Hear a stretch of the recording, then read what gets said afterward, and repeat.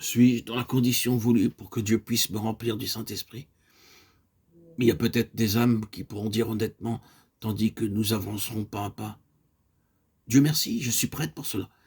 Et peut-être pourront-elles voir qu'elles ont été exclues jusqu'ici de cette bénédiction par quelques ignorances ou quelques préjugés ou quelques manques de foi ou par une idée fausse au sujet de cette plénitude du Saint-Esprit.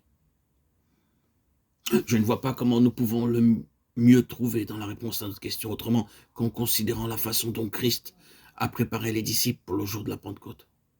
Vous savez, ce qu'on fait dans les pays païens où les missionnaires prêchent l'évangile, les convertis viennent à lui et le missionnaire forme une classe où des nouveaux convertis reçoivent l'enseignement biblique en vue du baptême. Cela se nomme les classes de catéchisme. Les nouveaux convertis alors habitent dans des cases sur la station missionnaire et ils restent là durant une année ou plus pour recevoir l'endoctrinement, l'enseignement religieux, pour être éduqués, entraînés et mis à l'épreuve afin d'être préparés à la vie chrétienne.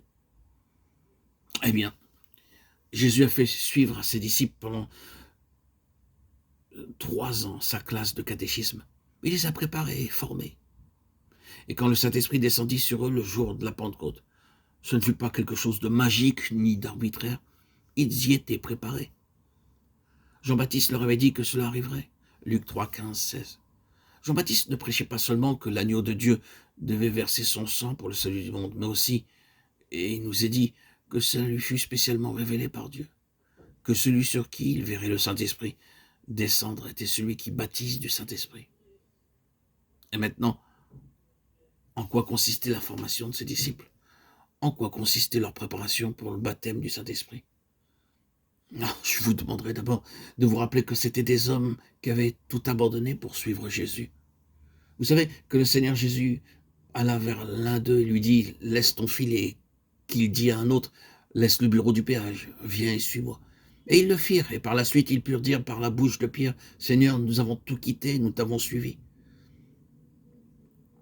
Ils avaient quitté leur maison, leur famille, leur situation. Les gens se moquaient d'eux et les raillaient. Ils les appelaient les disciples de Jésus, et ils étaient méprisés et haïs comme leur maître. Ils s'identifiaient avec lui, ils se livraient entièrement à lui. C'est là le premier pas dans le chemin qui conduit au baptême du Saint-Esprit. Il est clair que nous devons renoncer à tout pour suivre Christ.